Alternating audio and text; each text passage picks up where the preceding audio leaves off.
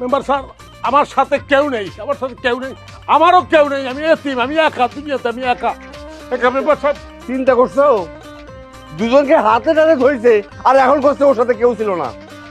এই তুই যদি একাই হবি তাহলে এই মেয়ে কিটা? আরে সুন্নিরা আমি চিনি নে, ও আমি একলা ঢুকেছিলাম মেম্বার সাহেব, একলা ঢুকেছিলাম, এই সুন্নি ঢুকে বেতালটা লাগাইছে। অথবা তোর শরীরে যত শক্তি আছে বানা উঠে বানা। থাম থাম থাম থাম, আল্লাহ রে আল্লাহ, ওরে মারিস না, মারলে পরে তো মরে যাবে, আর মরে গেলে তো সবার আগে বিপদে আমিই পড়বো। অত চিন্তা করে না নজরুলের মা, বুঝতে পারছো? এই স্বর্গের দান অত সহজে আউট হয় না। এই মেয়ে, এই ও কি করছে? ও করছে তোমাকে চেনে না। হ্যাঁ সত্যি কথা কি বলো তো দেখি। মিছা কথা করছে। সে আর আমি তো একসাথে, আর সে তো আমার স্বামী। শুনিয়া তুই কি করছিস? আমি তো স্বামী মানে এই বাড়া ছানা কথা করছিস কিসের জন্য? এ বানা কথা করছি? হ্যাঁ বানা কথা করছি, তুই আমার স্বামী না, তুই আমার স্বামী। এন থেকে খালি জান্ডালে আমি একবার ফিরতে পারি, তারপরে না তোর কল্লা নামে এক কপে যদি না নামাইছি। আরে এ সেরিয়াম করতেছি কিসের জন্য? আমি ওরা চিনি নে মেম্বার স্যার, বিশ্বাস করেন আমি ওরা চিনি নে। আমার সারা জীবনের স্বপ্ন ছিল একটা ধলা মেয়ে বিয়ে করবো, আমি কালি বিয়ে করবো কিসের জন্য? আমি ওরা চিনি নে, ও করছে স্বামী করছে আমারে। স্বামী কিরাম করে হলাম এন থেকে খালি সুইটারি, তারপর আমি তোর দেখাচ্ছি। ও তাতে বিশ্বাস করেন কি করছে? ও আমার বউ না, ও আমার কেউ না, বিশ্বাস করেন।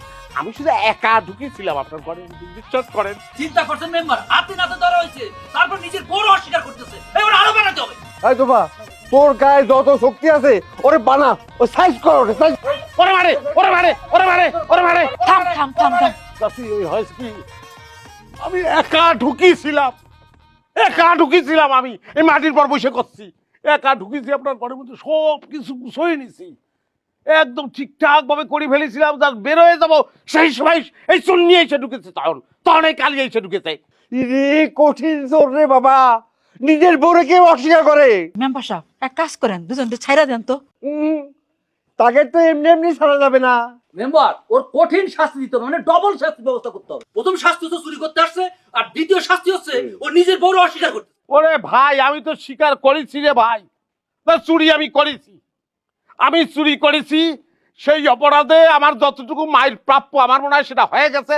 তারপরেও যদি আরো দু একটা বাড়ি দিতে চান দিয়ে দেন, কিন্তু ওরা আমি বিয়ে করেছি, এরকম একটা অপবাদ দিয়ে আবার একটু শাস্তি দিতে পারবেন না ভাই। আবার করছে বউ না। এই আমার কিন্তু মিথ্যা কথা শুনলে মাথা রক্ত উঠে যায়। এই স্বীকার কর সেই বউ তোর, স্বীকার কর। ওরা কিরাম করে স্বীকার করবো বলেন দিদি? হ্যাঁ, আপনাদের কথা শুনে মনে হচ্ছে আমি চুরি করতে ঢুকেছি, এই মেয়ের সঙ্গে আমি